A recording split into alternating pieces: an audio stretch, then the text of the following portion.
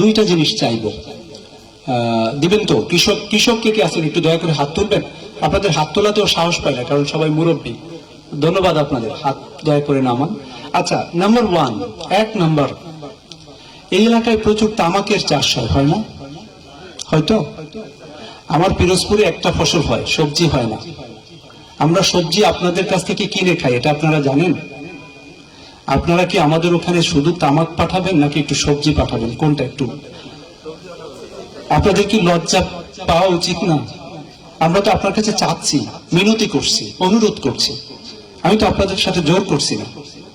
British American tobacco, আপনাদের কি মনে পড়ে না যে লর্ড ক্লাইভ এদেশে এসে হেস্টিংস 1772-এ, লর্ড কর্নওয়ালিস বোধহয় 1793-তে এই যে বন্দোবস্ত করেছিল, তারপর জমিদারি প্রথার মাধ্যমে আমাদের কষ্ট দিয়ে নীল চাষ করিয়েছিল। এই ইতিহাস কি আপনারা ভুলে গেছেন? তারপর আমারই দক্ষিণ বাংলার শেরে বাংলা 1937 সালে উনি ঋণ সালিসি বোর্ড করলেন। আমার মুরব্বীরা ঋণ সালিসি বোর্ড নিশ্চয়ই জানেন। তারপর 1950 সালে এসে, তার আগ পর্যন্ত জমিদারদের হাতে কি ছিল? জমিদারদের হাতে ছিল আপনার জমির মালিকানা। দেখেন না এখনো সিএসএ জমিদার মালিক, আপনার পিতা দাদা কেউ তাও সাহেব কেউ মালিক না। মালিক হলো কবে? 1950 সালে এসএ অ্যান্ড টি অ্যাক্টের মাধ্যমে। সেই যে আমরা জমির মালিক হলাম, সেই জমি ওদের কাছ থেকে আনলাম। আজকে সেই জমিতে ব্রিটিশ আমেরিকান টোবাকো, আবার সেই ব্রিটিশ, আবার সেই আমেরিকান লোক এসে আপনাকে তামাক চাষ করালো, আর আমার ওখানে সবজির দামটা বেড়ে গেল। আমরা তো চেয়ে থাকি কবে কুষ্টিয়ার মরিচটা আসবে। জানেন, আমার মা বসে থাকে, আপনাদের অনেক ফসল বলে দিতে পারে। আমার মা ওই প্রান্ত থেকে বলে যে এইটা কুষ্টিয়ার মরিচ, এইটা কুষ্টিয়ার আলু, বা এটা কুষ্টিয়ার পেঁয়াজ বলে দেয়। তো আপনারা দুটো পয়সা পান, বিনিময়ে আমরা একটু কমে খাই। এই তো আপনারা কি করে পারেন যে সেই জমিগুলো, আমি প্রথমে এসে আমার ড্রাইভারকে বললাম যে সুন্দর পালং শাক হয়েছে, তো বলছে স্যার আপনি ভুল করছেন, এটা পালং শাক না, এটা হলো তামাকের চারা। আমি আমার মনটা এত কষ্ট পেয়েছি আমি সেদিন। আপনারা আমাকে এরকম কষ্টকে আরো দিতে চান, যদি দেন আমার তো কিছু বলার নেই। আপনারাই শক্তিশালী মানুষ, আমি দুর্বল আল্লাহর গোলাম। কিন্তু আমার এই চাওয়াটা হলো, একটু দেখেন তো তামাকটা কমিয়ে আনা যায় কিনা। কেউ কি আজকে আমাকে একটু কথা দিবেন যে দেখি কয়েকজনের, দেখি কে কে একটু হাত তুলবেন যে তামাক চাষটা আমি বন্ধ করব। আমার দিকে তাকিয়ে পারবেন? আমি আপনাদের ধন্যবাদ, অনেকেই হাত তুলেছেন, যে কজন তুলেছেন। আর বাকি যারা তুললেন না, তবে আপনারা কি যারা হাত তুলেছেন তাদের মধ্যে মুসলিম কজন? হাত তোলেন তো। কথা দিলে কথা কি করতে হয় বলেন তো? না রাখলে কি? মুনাফিকের স্থান কোথায়? জাহান্নামের কোথায়? তলদেশে। সব জ্ঞানী মানুষ, বুঝছেন, আমার চেয়ে জ্ঞানী। তো আপনারা আমাকে কথা দিলেন, আজকে দয়া করে আপনারা তামাকটা না, আপনারা 3-4 ফসল ফলান একটু কষ্ট করে। একটু হয়তো টাকাটা কম হবে, কিন্তু বিশ্বাস করেন অল্প হলেও তার মাঝে বরকত হবে।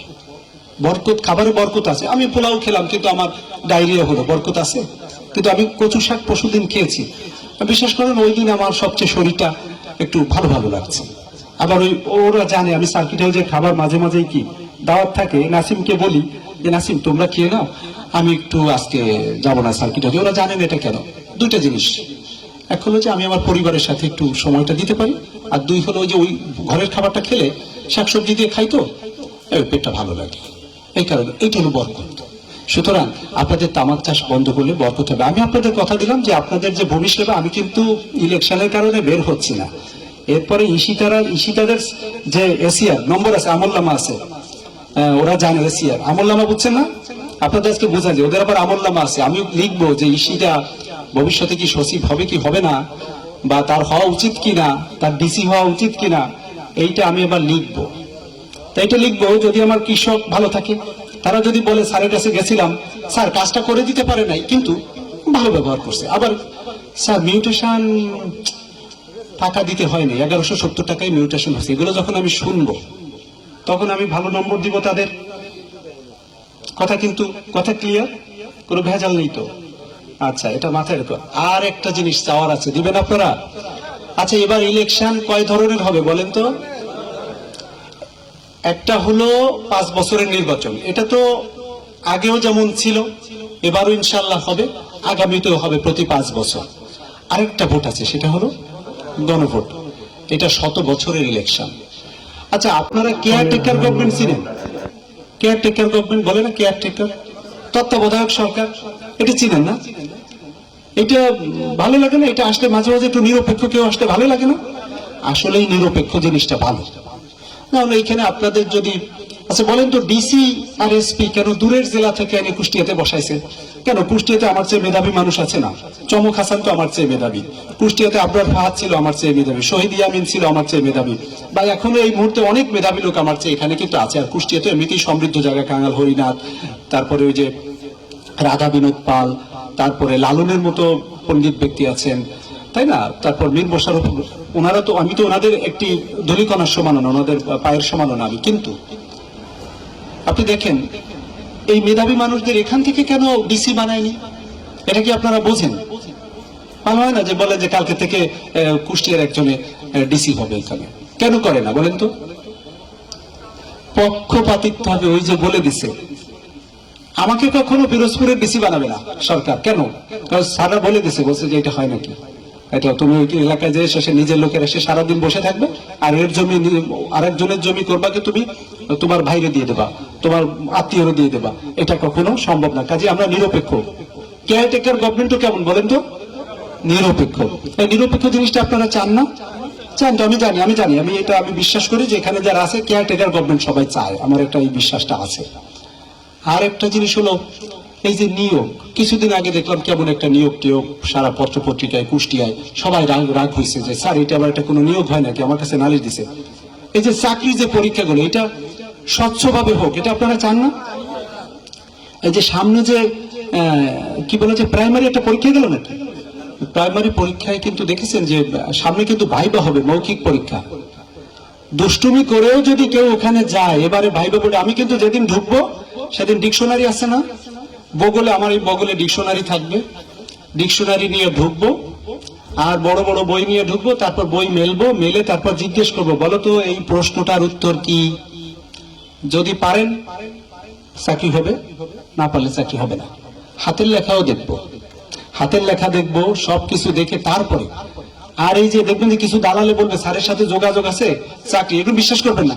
আমার তো আপনারা দেখলেন, কি মনে হয় 10 দুনিয়া দিলেও আপনি আপনাদের এই যে টাকায় তো পায়খানা দেখেন না, টয়লেট দেখেছেন আপনারা? এই টাকায় কিন্তু জীবাণু থাকে, টয়লেটও কিন্তু 5 টাকা করে নেয়, দেখবেন ওখানেও কিন্তু টাকা দেয়। তো ওতে কি থাকে? টাকায় কি থাকে? এটা জীবাণুও থাকে। এটা এত ভালো কিছু না, যতটুকু প্রয়োজন ততটুকু আমার আল্লাহ দিয়েছে, ভালোই চলবে। কোনো টাকা আমাকে এই দুনিয়াবি কোনো কিছু আমাকে কোনো লালসা দিয়ে রাখা যাবে না। কাজেই এই যে পরীক্ষা যে এই যে নিরপেক্ষ হবে, এটা চাইলে একটা আমাদের ওই যে সরকারি কর্ম কমিশন পিএসসি যেটা আছে, যেখানে বিসিএস পরীক্ষা হয়, তা সেটাকে স্বাধীন করতে হবে না?